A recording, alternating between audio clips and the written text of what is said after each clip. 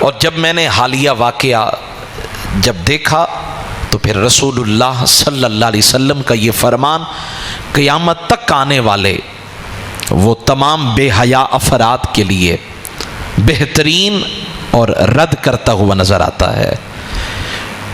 آپ نے بھی ملاحظہ فرمایا، میں نے بھی مشاہدہ کیا، جس طرح کے قانون ساز اسمبلی کے اندر قانون کی دھجیاں اڑائی گئی، حیا کے تمام تقاضے پامال کیے گئے، اور اس سے بھی بڑھ کر تعجب خیز بات یہ تھی، اس اسمبلی میں بیٹھنے والے، اس ہاؤس کے اندر بیٹھنے والے وہ افراد تھے جو آکسفورڈ سے، کیمبرج سے اور وہاں کی بڑی بڑی یونیورسٹیوں سے اعلیٰ ڈگریاں لینے والے، جن کی تہذیب کے ولولے ہیں، جن کے اخلاقیات کے چہار عالم کے اندر شہرہ ہے، لیکن وہی لوگ ہاؤس کے اندر اس قانون ساز اسمبلی میں بیٹھ کر صرف گالم گلوچ تک نہ رہی، بلکہ وہ کاغذ، وہ مسودے، وہ قراردادیں اور وہ کتابچے جن کے اوپر قرآنی آیات لکھی ہوئی تھی، جن پر اللہ اور اس کے رسول کے اسماء لکھے ہوئے تھے، ان کو ایک دوسرے کے اوپر دے مارا۔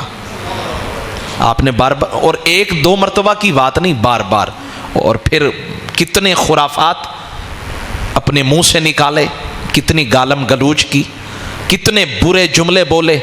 اب یہ لوگ جو ہیں وہ ملک پاکستان کی معیشت اور ملک پاکستان کے قانون اور ملک پاکستان کے دیگر معاملات کو سدھاریں گے۔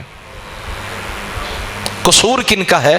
وہ ہمارا ہے، کیونکہ ہم نے ایسے حیا سوز اور ایسے حیا باختہ اور کردار کے گرے ہوئے افراد کو ہم نے منتخب کیا، اور جب ہم ایسے افراد منتخب کریں گے صرف گلی کے لیے، نالی کے لیے، سڑک کے لیے، بجلی کے لیے، جب ہم ایسے گرے ہوئے افراد منتخب کریں گے تو یقین جانیے مجھ سے بھی اور آپ سے بھی قیامت کے دن اللہ تبارک و تعالیٰ کی طرف سے سوال کیا جائے گا۔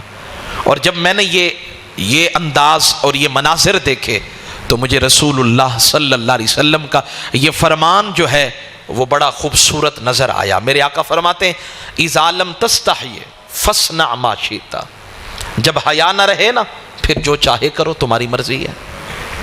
حیا ہوتا تو ایسے نہ کرتے۔ اب بتائیے نعوذ باللہ میرے سامنے قرآنی آیت پڑھی اور میں اٹھا کے کسی کو مار دوں، یہ گستاخی ہوگی یا نہیں ہوگی؟ مسودہ ہے، اس پہ اللہ اور اس کے رسول کا نام ہے، قرآنی آیات رقم ہے، اور میں اس کو اٹھا کے مار رہا ہوں۔ اب وہی لوگ بیٹھ کر ہماری قسمت کے فیصلے کرتے ہیں، وہی لوگ بیٹھ کر قانون کا قلم دان ہاتھ میں لے کر جو ہے وہ ہماری تقدیر کے فیصلے کرتے ہیں، لیکن یہی لوگ ہیں جو قانون سے مستثنا ہیں۔ اب وہی لوگ ہاؤس میں بیٹھیں گے، وہی لوگ قانون ساز اسمبلی میں بیٹھیں گے اور ہماری قسمت کے فیصلے کریں گے۔ بجلی انہیں فری ہے، انہیں گاڑیوں کے ڈیزل، انہیں موبائل، ہر چیز انہیں فری ہے، گھر کا بہترین ماحول انہیں فری ملا ہوا ہے، ہر چیز ملی ہے، لیکن اس کے باوجود یہ حیا کے ساتھ قانون ساز اسمبلی میں بیٹھنے کے قابل بھی نہیں ہے، چاہے جائے کہ یہ ہماری قسمت کے فیصلے کرے۔ وجہ کیا ہے؟ وجہ یہ ہے کہ ہم نے انہیں خود منتخب کیا، اپنے سروں پہ سوار کیا ہے۔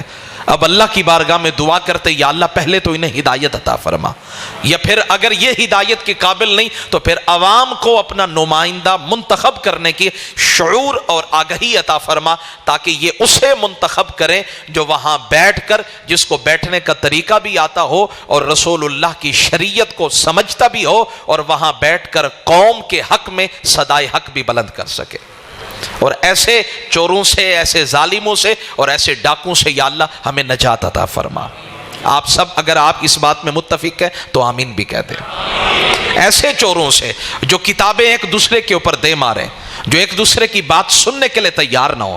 اب مجھے بتائیے مدرسہ کے مولوی سے تو آپ کو بڑی پریشانی ہے، مدرسہ کے طالب علم سے، مفتی صاحب سے، عالم صاحب سے تو آپ کو بڑی پریشانی ہے۔ یہ گالیاں دیتے ہیں، بابا جی کے اوپر بڑی باتیں کی گئی، بابا جی رضوی بڑے گالیاں دیتے ہیں، تو اب اسمبلی میں بیٹھ کر جو گالیاں دی گئی ان کا جواب کون دے گا؟ جو ایک محترمہ نے ایک چینل کے اوپر بیٹھ کر ایک بندے کو تھپڑ دے مارا، اس کا کون جواب دے گا؟ وہاں کوئی اعتراض نہیں ہوگا. اعتراض کب ہوگا؟ جب اس وضاقتہ کے اندر کوئی رسول اللہ کی عزت کی بات کرے گا. اور پھر دلچسپ نقطہ یہ ہے، جب رسول اللہ کی عزت پہ حملہ ہوا، فراس میں خاکے بنے، تو یہیں اسمبلی میں بیٹھے ہوئے لوگ ایک دفعہ بھی آواز نہ اٹھا سکے، یوں چیخے نہیں، چلائے نہیں، یوں شور و غل نہیں مچایا کہ فرانس کے سفیر کو کیوں نہیں نکالا جا رہا. جب لاہور اور پاکستان کے قرب و جوار میں لاشیں گر رہے تھے تب بھی یہ روئے نہیں، چلائے نہیں، چیخے نہیں.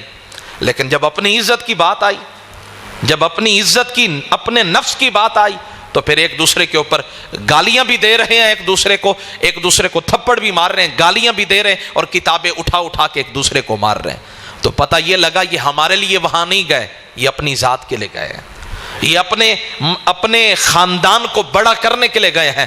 تو بہتر حل یہ ہے اسے منتخب کریں جو واقعی رسول اللہ کا غلام ہو. اور اگر نہیں ہے تو پھر آپ اپنے ووٹ کو ضائع نہ کریں. آپ کے ووٹ کے ذریعے اگر وہ منتخب ہو کر جاتا ہے تو پھر قیامت کے دن مجھے بھی اور آپ کو بھی جواب دینا پڑے گا.